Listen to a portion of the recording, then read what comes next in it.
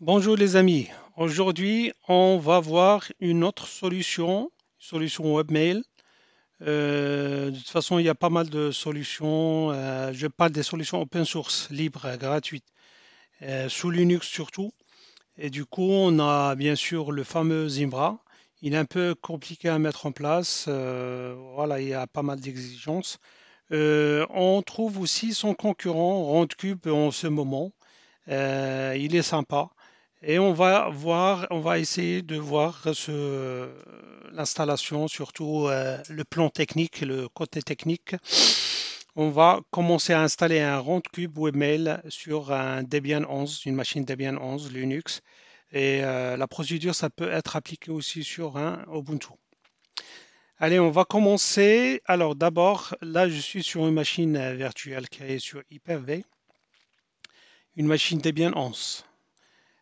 On commence toujours par les mises à jour, un apt update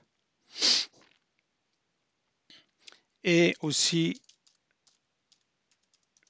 un apt upgrade pour télécharger les mises à jour. Après les téléchargements des mises à jour, on va télécharger notre logiciel ou bien notre application webmail Roundcube avec la commande wget suivie par le lien de téléchargement. Du coup, si on regarde peut-être un petit peu par rapport à Roundcube, voilà, Roundcube, c'est quoi? C'est un client de messagerie pour le protocole IMAP. Il est écrit en PHP, JavaScript et il est publié sur une licence libre GPL. Voilà, il est parmi la liste des logiciels recommandés par l'État français pour les administrations. Voilà. Pour la gratuité aussi. L'interface est disponible en 80 langues. C'est déjà pas mal. Voilà. Là, du coup, on va continuer. Maintenant, on a dit, on va télécharger. Alors, moi, j'ai choisi la dernière version, je crois, c'est la 1.6.0. Ce serait bien de télécharger, de tester la dernière. Voilà. Après, on va extraire le fichier téléchargé. Si on regarde un ls, voilà, on voit bien euh, qu'on a notre fichier. Du coup, voilà, et on passe après à la création d'un dossier www dans var. Voilà. Après, on va déplacer ce qu'on a des IP dans le dossier Roundcube qui est dans www. Voilà, c'est fait. Après, on va aller dans le dossier Roundcube. Si on vérifie avec ls, on voit bien qu'on a les fichiers pour l'installation, nécessaires pour l'installation. Après, on va donner bien sûr les droits pour l'utilisateur www-data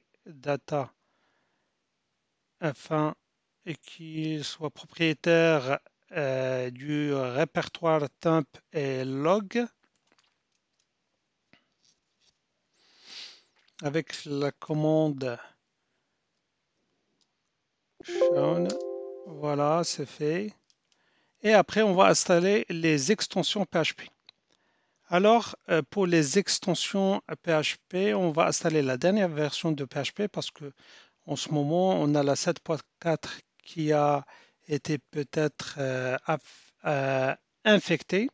Il y a pas mal de, je crois, une vulnérabilité. Ça fait peut-être quelques semaines. Et du coup, ça serait mieux de passer à la 8. Mais plusieurs demandes, plusieurs gens, ils ont un peu du mal à installer la 8. Du coup, j'ai essayé de faire la doc aussi pour l'installation de la 8.1. Du coup, avant tout, on installe les prérequis. Voilà.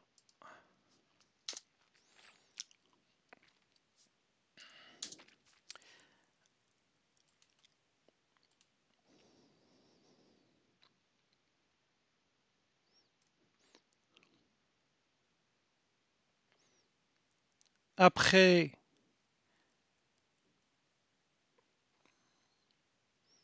on attend. Après, on va télécharger avec curl les packages nécessaires.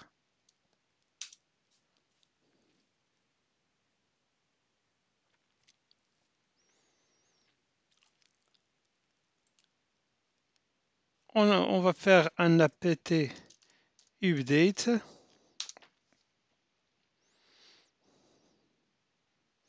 On va faire aussi un apt upgrade. Il a trouvé quelque chose. Il va les télécharger. Et maintenant, on va faire un apt get install php 8.1. Voilà. Normalement, ça marche.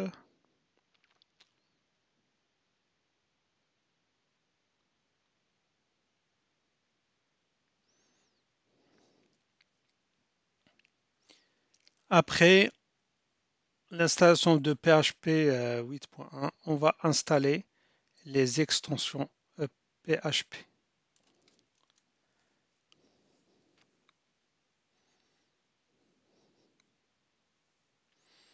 Alors, puisque cette commande elle est sur 3 lignes, on va essayer d'agrandir la page, le terminal. Voilà. Et on va essayer de corriger s'il y a un souci. Parce que normalement, je crois, par exemple ici, il n'y a pas d'espace. Voilà. Je pense qu'il n'y a que ça. Voilà. Et maintenant, on lance l'installation. Normalement, c'est bon.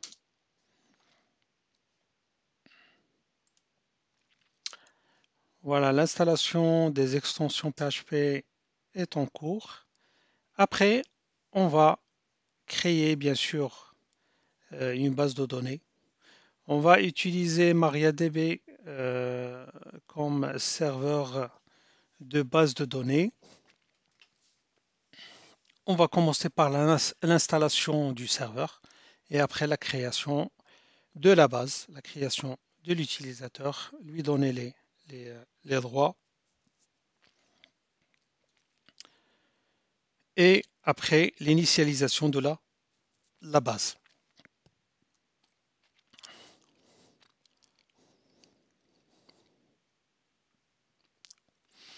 Voilà, maintenant on va procéder directement, continuer à installer MariaDB.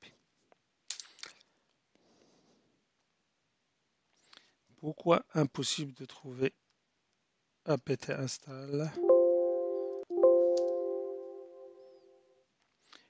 Lecture les listes Maria apt. Impossible de trouver le paquet. On va faire un apt update.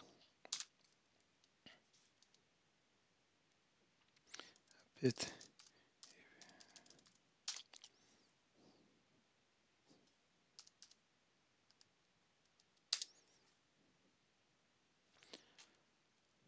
Pourquoi? Alors on va voir.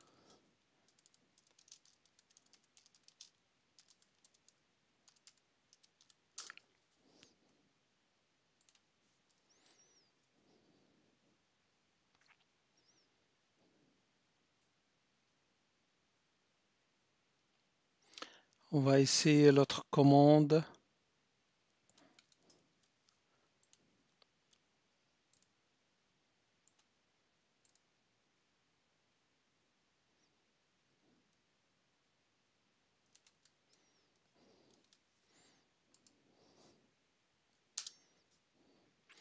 Alors celle-ci, ça marche.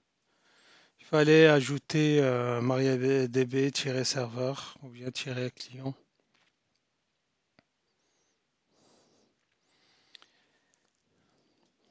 Voilà. Après, on va se connecter sur notre base.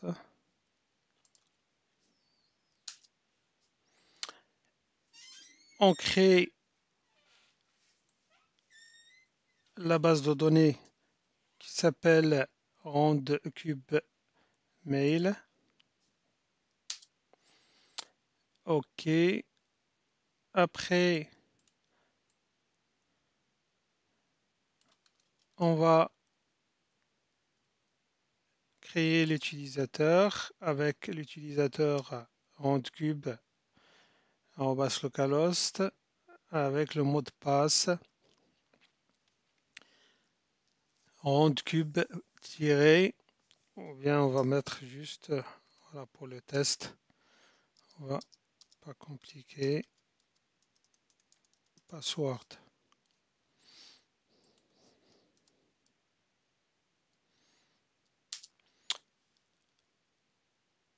Oh, on a fait une erreur.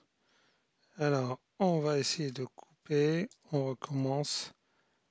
C'est fait. Après, normalement, la base est déjà créée. L'utilisateur.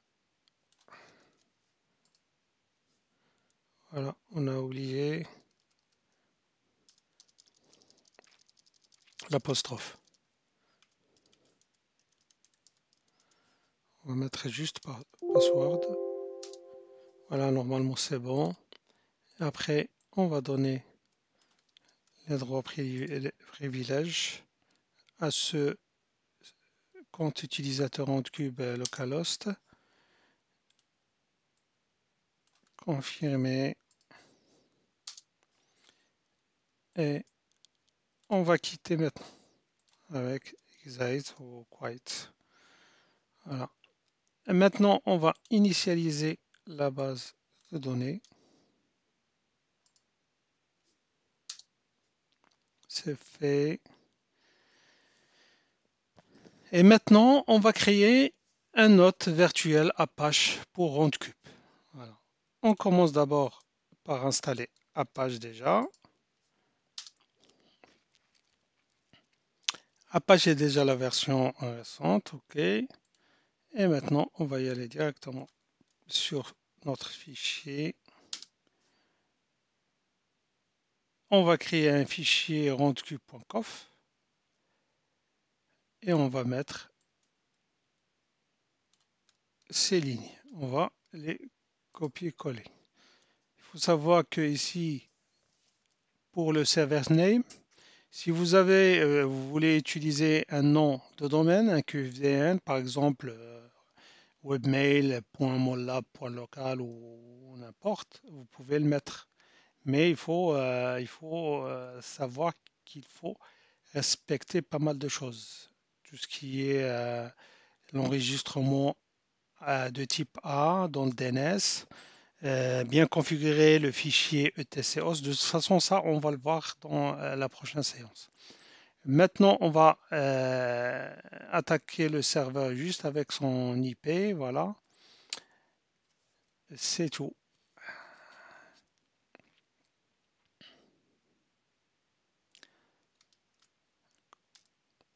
Voilà. Et maintenant, on va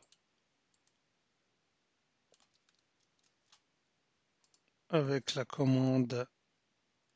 Pourquoi j'ai mis sbin? Normalement, la commande, elle est sans sbin, sauf avec Debian, il faut absolument mettre sbin.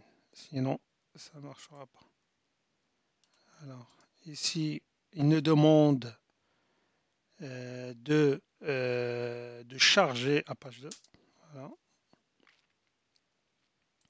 Et on va aussi regarder le statut de Apache 2. Il est bien actif running sans problème. Voilà. Et maintenant, on va passer directement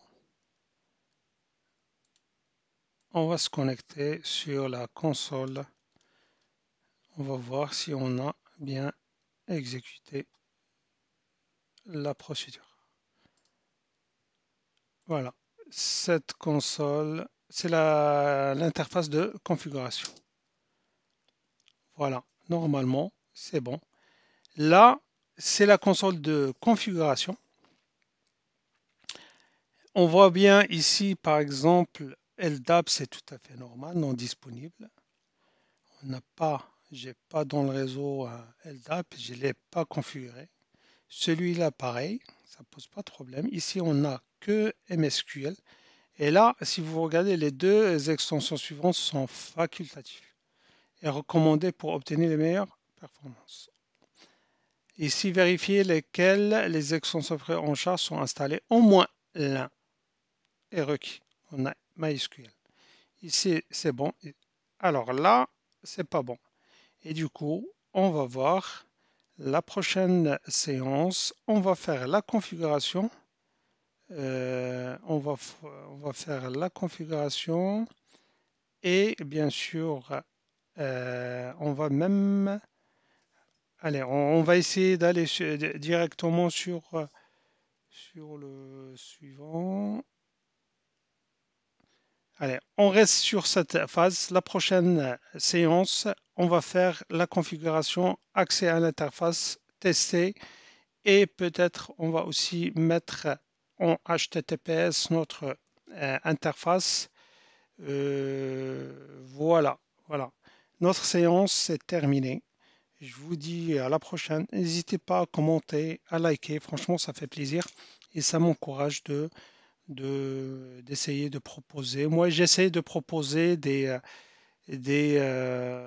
installations récentes, souvent ce que j'ai fait dans voilà, mes journées au travail.